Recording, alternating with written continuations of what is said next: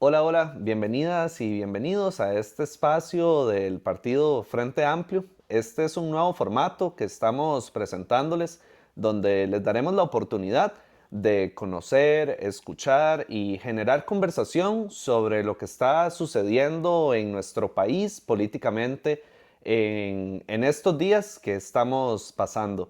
Hoy nos acompaña la diputada Sigrid Segura, compañera de Alajuela, y bueno, la idea es estar conversando por acá un poco con Sigrid sobre los primeros 100 días del gobierno de Laura Fernández. Hay un detalle muy importante, las diputaciones entran una semana antes que el Poder Ejecutivo. Entonces, bueno, las diputaciones llevan 110 días, casi 107 más o menos, eh, una semana más que el Poder Ejecutivo. Y bueno, Sigrid, bienvenida a este espacio. Muchas gracias, Ale, y un gusto estar compartiendo por acá con todas las personas que nos acompañan. Han sido 110 días, pero se han sentido como 6 años, debo decirlo. Ciertamente entramos en un momento un poco, creo que convulso y muy dinámico en la política nacional, entonces, bueno, acá estamos trabajando fuertemente, ya pasamos las sesiones extraordinarias, estamos en ordinarias y pues esperamos ya estar en todas para los próximos 3 años, 9 meses que nos quedan, con toda la pata. Genial. No, y muchísimas gracias por el trabajo que llevan en estos primeros cuatrimestres del proceso. Tal vez para comentarle a las personas que nos escuchan por primera vez, las sesiones extraordinarias que les comentaba Sigrid es cuando el Poder Ejecutivo convoca la agenda que discutirá la Asamblea Legislativa. Y las ordinarias es cuando las diputadas y diputados pueden acordar propiamente cuáles serán los proyectos que van a estar discutiendo. Y bueno, un poco sobre este tema, en el marco de estos primeros 100 días, quisiera preguntarte cómo ha sido la presencia del Poder Ejecutivo en estos primeros 4 meses. ¿Verdad? La presidenta cuando asume habla de grandes agendas políticas que quisiera comenzar a trabajar, pero en las sesiones extraordinarias veíamos convocatorias limitadas, baja convocatoria a comisiones. Tal vez si vos nos comentás cómo ha sido esa experiencia. Sí, bueno, la presencia del Poder Ejecutivo en estos pocos meses, debo decir que ha sido casi que inexistente. Cuando yo entro a asumir labores, yo vengo también de una agenda, debo decirlo, de gobierno abierto, en donde todos nos hablamos, conversamos, llegamos a puntos en común, acuerdos que se construyen entre todas y todos, y entro acá y pues no hay una conversación tan dinámica con la presidenta de la República, con el Poder Ejecutivo, y estas primeras sesiones, las extraordinarias, es donde, como vos lo decías, donde el Poder Ejecutivo pone los proyectos que quieren discutir. Uno de esos intereses fue el proyecto de armonización, el mal llamado armonización del sistema eléctrico nacional, porque no viene a armonizar nada. El proyecto básicamente es un proyecto para beneficiar a ciertas empresas para que puedan exportar electricidad y eso le carga el precio a las familias en las facturas de la luz. No es un proyecto que venga a modernizar ni a equilibrar nada. En ese sentido, pues nos dimos la tarea de poner a la opinión pública el proyecto, de comentarle a la gente qué trataba. Creo que Costa Rica tiene muchas fortalezas en el sistema eléctrico nacional. Nosotros lideramos ciertamente índices mundiales en transición energética. El ICE se ha posicionado, es una empresa que funciona. ¿Que hay que mejorarlo? Sí, hay que mejorarlo, podemos hacerlo mejor, podemos hacerlo más eficiente, pero no desaparecerlo, porque entonces lo que pasaría es que todos esos costos que nos ahorramos por un sistema solidario van a ir a parar a subirnos las facturas de la luz. Entonces, esa es una primera lucha que dimos y que creo que hasta el momento ha sido algo muy bueno porque más allá de que hayamos detenido el proyecto, creo que la gente empezó también a hablar de eso, la importancia de la electricidad, de cómo llega la electricidad a sus hogares y de dónde viene ese modelo también. Y un poco hablando sobre el rol que tienen, ¿verdad?, la ciudadanía desde afuera de la Asamblea, recordamos que hubo un plantón bastante significativo en defensa del sistema eléctrico nacional, de esa característica solidaria, eh, Y bueno, tal vez si vos nos Sí, comentás. eso fue todo como una bola de nieve, porque al mismo tiempo que eso estaba pasando acá, pues la gente también se está dando cuenta que está esta discusión afuera y empezamos a reunirnos con estos grupos organizados, organizaciones ambientalistas, personas expertas en la materia, porque aquí hay de todo, está desde los grupos que se interesan por el bienestar de los ecosistemas, de los ríos, y también hay otras personas que trabajan desde la parte más técnica de electricidad, que tienen muchísima experiencia en el DOCSE, con este sistema, este cerebrito que es el que querían sacar del ICE. Y todo eso nos ayudó muchísimo a tener entonces, a poder entender todo el fenómeno que estaba sucediendo, porque eso además viene desde antes del TLC. Estamos viendo un fenómeno que se repite, que se repite. Y eso nos ayudó mucho a acuerparnos y a poder articularnos, que hasta el momento de hoy pues ya tenemos grupos articulados que trabajan en la materia y que están atentos a cualquier momento, si el proyecto se vuelve a poner en discusión en un segundo debate, pues están también pendientes de poder movilizar. Interesante que el gobierno entrara prácticamente, ¿verdad?, a la dinámica con esta nueva conformación de la Asamblea Legislativa, con un proyecto que generaba tanto roce, ¿verdad? Dinamitó casi que por completo las posibilidades de generar agendas de consenso durante el periodo de sesiones extraordinarias, casi que cerró mucho las puertas al diálogo. Yo a veces sospecho que al gobierno o a este gobierno en particular lo que le interesa es generar esta polarización, porque metieron armonización, también metieron crucitas, que me parece que la gente no lo tiene muy claro lo que significa que vengan a llevarse el oro de ese país y que al país, a Costa Rica, solo le dejen un 5%. Es decir, el 95% del oro lo regalamos y el 5% que queda acá. Creo que hay propuestas muy impopulares y que no vienen a resolverle la vida a la gente. Lo vemos también con el IVA.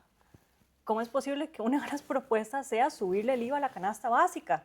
En un momento donde las familias la pasan muy mal, no estamos logrando que la gente llegue a final de mes y ahora entonces la propuesta es subirle el IVA, subir los precios de la luz, regalar el oro.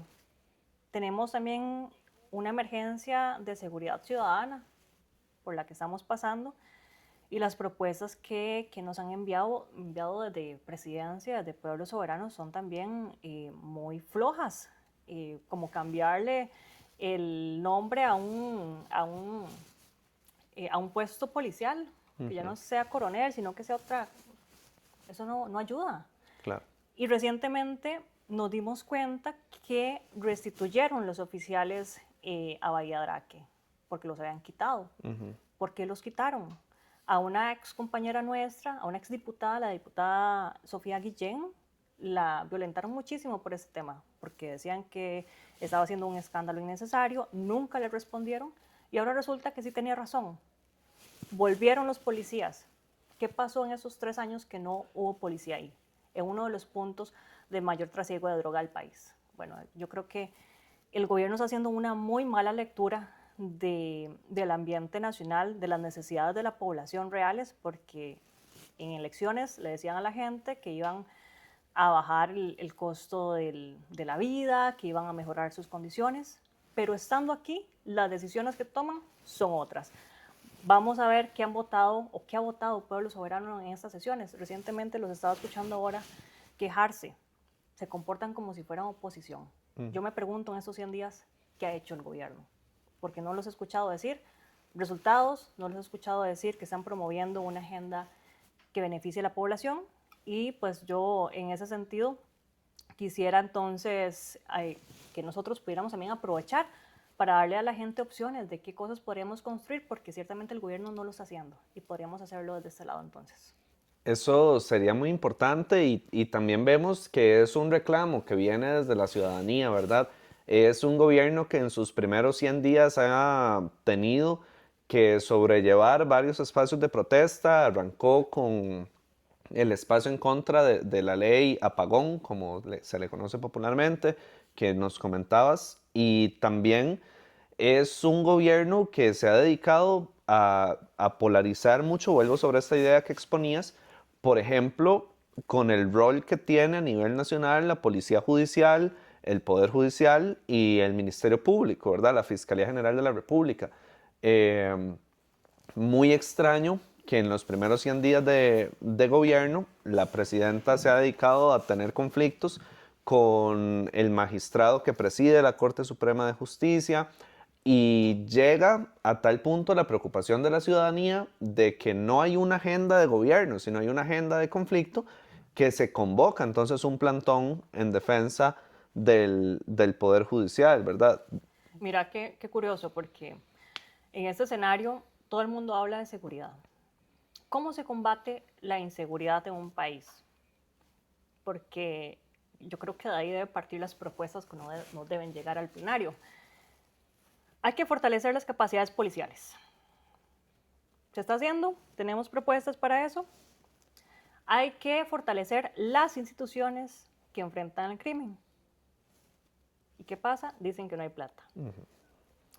Al Poder Judicial, que es quien le toca atender los casos después de que ya se ha cometido el crimen, lo están proponiendo debilitar. Entonces, si usted no quiere que lo maten en la calle, pues le tiene que reclamar a la policía, al Ministerio de Seguridad Pública, que es el que atiende. Si usted lo que quiere es que haya justicia después de que se comete un crimen, al Poder Judicial. Pero no hay una articulación en este momento y más bien se está generando un conflicto entre ambas instituciones. Y por otro lado, cuando hay una situación tan lamentable como la aparente infiltración del crimen organizado en un país, se debería apostar por una mayor transparencia del gobierno hacia la población, por una mayor rendición de cuentas. Y se está haciendo lo contrario a eso. Hemos visto recientemente un decreto donde queda bajo secreto no solamente la organización y la articulación de seguridad a lo interno, que eso se puede entender, sino que ahora es secreto los contratos, las licitaciones, las contrataciones que haga el gobierno. Eso es inaceptable, porque entonces ahora el gobierno no le va a decir a nadie qué hace, ni por qué lo hace, ni va a rendir cuentas. Y creo que eso va en contra completamente del combate al crimen organizado y al narcotráfico. ¿A quién le sirve un gobierno que cierra las puertas, un gobierno opaco? ¿A quién le sirve no tener policías en los puestos por donde ingresa la droga? ¿A quién le sirve debilitar a los jueces? ¿A quién le sirve debilitar a la policía? Bueno, eso es justamente lo que está pasando y yo creo que ahí es donde hay que poner el foco. Y sobre este tema, bueno, vos tenés mucha experiencia de trabajo en temas de gobierno abierto, ¿verdad? Políticas de transparencia institucional. Eh, Tal vez puedes explicarle un poco a las personas qué es lo que significa el gobierno abierto y cuáles son las políticas de transparencia institucional que el país venía trabajando en implementar y bueno, que ha venido mermando un poco, ¿verdad? En las buenas prácticas desde el Poder Ejecutivo. Ahora incluso ya no se habla solo de gobierno abierto. Costa Rica fue el primer país en el mundo establecido como Estado abierto y eso incluía a los tres poderes de la República, a la ciudadanía, organizaciones y demás. ¿Qué pasa? Pues que quedó engavetado. En este momento llevamos más de 4 años en los que las comisiones que se encargaban de dar seguimiento a este paradigma, a estos nuevos programas, quedaron engavetadas, están en el congelador. La Comisión Nacional de Gobierno Abierto, la Comisión Nacional de Datos Abiertos en el congelador. Y Estado abierto no está funcionando, porque para que funcione un Estado abierto, los tres poderes tienen que conversarse, tienen que dialogarse, y eso no está pasando en este momento. El gobierno abierto lo que propone es que la gente tenga voz y prácticamente voto en la toma de decisiones, es que pueda involucrarse. Cuando uno toma una decisión política que afecta a un grupo, a una población en un lugar, esa población de ese lugar tiene derecho a informarse y a incidir en esa decisión porque le afecta, porque pasa por su vida. Por ejemplo, una carretera, un e-bike, pasa por la vida de la gente tiene derecho a opinar y a incidir en esa decisión. Eso es gobierno abierto, eso es Estado abierto. Y cuando no se hace así, las decisiones se toman en la oscuridad, en la opacidad, sin preguntarle a nadie, sin rendirle cuentas a nadie, y lo que genera es que al final, entonces, tienen soluciones para cosas que la gente no necesita. Y nosotros lo que hemos estado promoviendo siempre desde el Frente Amplio ha sido justamente eso, una mayor transparencia, que al fin y al cabo el gobierno abierto es un concepto que engloba transparencia, acceso a la información pública, rendición de cuentas, que ahora le ponemos ese nombre, pero que siempre ha existido y que debería seguir existiendo por el bienestar de la gente y de la población. Es un derecho, El acceso a la información, la gente tiene que tenerlo claro, el acceso a la información pública es un derecho humano y eso no está en discusión.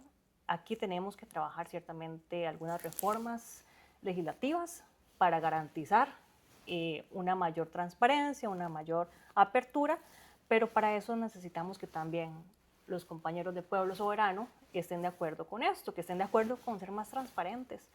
Y yo creo que es el momento de hacerlo porque ahora se habla de que el crimen organizado se está infiltrando incluso en la política.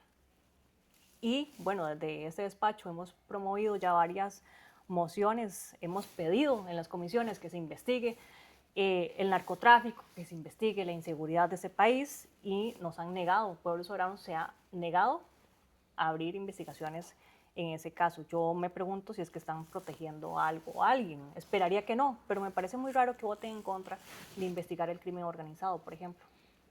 Y, y bueno, y un poco son acciones, ¿verdad?, que retratan en global cómo ha sido la administración, que ha sido una administración cerrada a la crítica, ha sido una administración que siempre busca deslegitimar a las personas que le plantean preguntas, y bueno, que eso, como vos decías, ciertamente hoy día ustedes acá en la Asamblea lo han vivido y también compañeras y compañeros del cuatrienio anterior. Hoy salió, bueno, esta semana salió una noticia, no sé si la viste, Ale, del secretario general de Pueblo Soberano, diciendo que gracias a las entradas que había adquirido la gente de izquierda para ir al traspaso de poderes, ahora nos tienen identificados, que ahora saben en dónde viven, qué comen, con quién se reúnen. Eso es persecución política.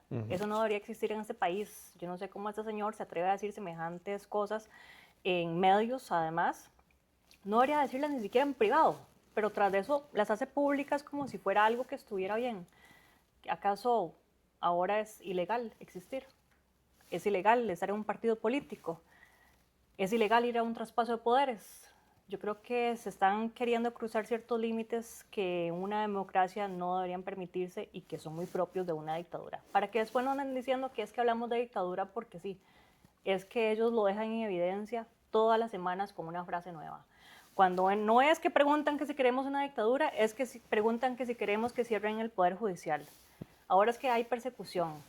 El tema este de Pegasus, ¿por qué no abren las puertas? ¿Por qué no le hablan a la gente con la verdad? La gente merece respeto.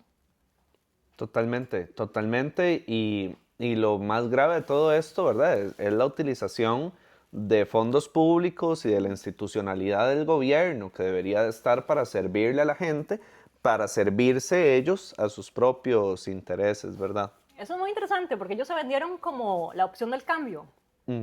Y no son ningún cambio. Es la misma política tradicional, añeja con nuevas mañas. Es eso, es más, las mañas ahora las exponen públicamente como la gran gracia.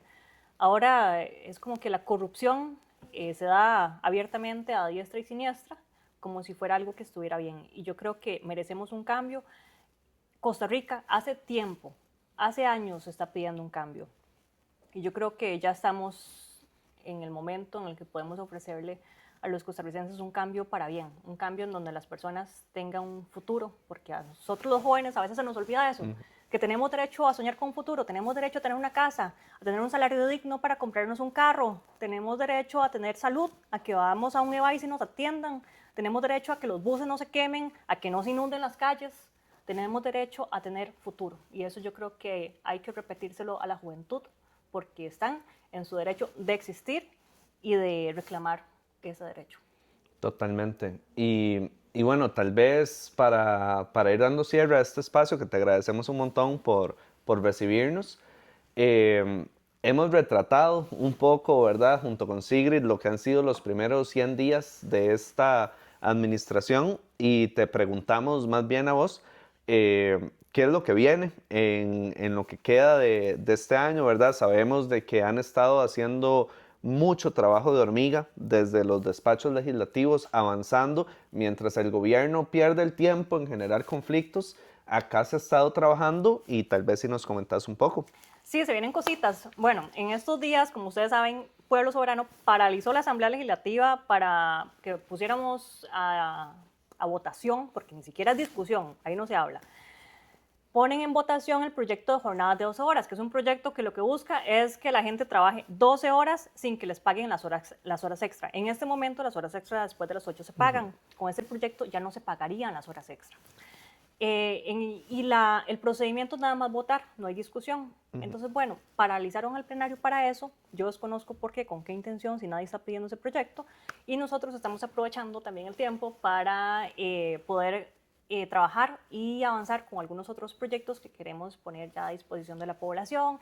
Queremos trabajar en algunas reformas para mejorar el espacio digital. Muy bien. Cómo usan las personas los teléfonos, las computadoras, los adultos mayores también que sufren muchísimo porque no tienen muchas veces capacidades para poder utilizar las tecnologías nuevas. Para los niños también, las niñeces, los chicos que están en la escuela que ahora utilizan inteligencia artificial, pues que puedan utilizarla de manera responsable, pero que también estén protegidos ellos y ellas contra violencia digital en los espacios digitales, para que las mujeres también estemos más protegidas en esos espacios. Queremos trabajar algunas reformas para acceder a información territorial también, para que la gente y las instituciones, investigadores también tengan acceso a esa información que es necesaria para poder... Vamos a ver, ¿para qué es importante los datos? ¿Por qué son importantes los datos y este tipo de información? Porque cuando uno hace una ley o hace una política pública, si no tiene los datos, pues va a ser una mala solución. Entonces, Claro. ¿cómo hace uno que esa solución llegue a la gente? Con datos e información. Por eso es importante. Y queremos trabajar también algunas reformas en materia de seguridad ciudadana, porque ahora se está viendo mucha propuesta punitivista, mucha propuesta que lo que busca es nada más castigar, y ahora vemos que solo se habla de cárcel y telas anaranjadas. Bueno, nosotros queremos también darle una opción a la gente para que tengan un mejor futuro, empleo digno. Ahora con esta nueva oleada de inteligencia artificial hay que hablar de las nuevas formas de empleo. Y también seguridad en los espacios digitales. Los fraudes han subido muchísimo en el último año, entonces queremos fortalecer también la legislación por ahí para que las personas no se vean tan expuestas a que las estafen cada rato por redes sociales y por medios digitales. Genial. Bueno, muchísimas gracias, Sigrid, por este espacio que nos das. Sabemos y tenemos la certeza de que van a ser 3 años y 9 meses, que más o menos es lo que va quedando de mucho trabajo, como ya lo han sido estos primeros 4 meses. La fiscalización al gobierno es un compromiso que sabemos que ustedes tienen, y también la propuesta de diferentes iniciativas que atiendan las necesidades de la población. Y bueno, te agradecemos un montón por este espacio. Quisiéramos invitar también a las personas que nos ven. Pronto se estará realizando un espacio de rendición de cuentas de estos primeros meses de trabajo, así que les invitamos a estar atentas y atentos a las redes sociales de nuestras diputaciones, de la fracción del Frente Amplio y del Partido Frente Amplio Costa Rica, por supuesto, donde ustedes podrán enterarse de este espacio y ojalá puedan acompañarnos. Muchísimas gracias, Sigrid. Muchas gracias a vos, Ale. Muchas gracias a todas las personas que se quedaron hasta aquí para acompañarnos, para escucharnos. Quiero invitarles, bueno, este despacho es un despacho de puertas abiertas. Si tienen alguna iniciativa, preocupación, denuncia que hacer, aquí pueden encontrarnos. Y recordarles, agradecerles a todos los que se hicieron presentes, tanto presencialmente como en sus casas, en la última movilización que tuvimos. Que estábamos pidiendo democracia, básicamente. Yo creo que hay que sostener eso y hay que apostarle a una democracia que nos funcione también. Seguir impulsando que las cosas mejoren y que tengan muchísima esperanza, porque Costa Rica merece mejores gobiernos, merece mejores leyes y merece mejores espacios. Así que muchísimas gracias.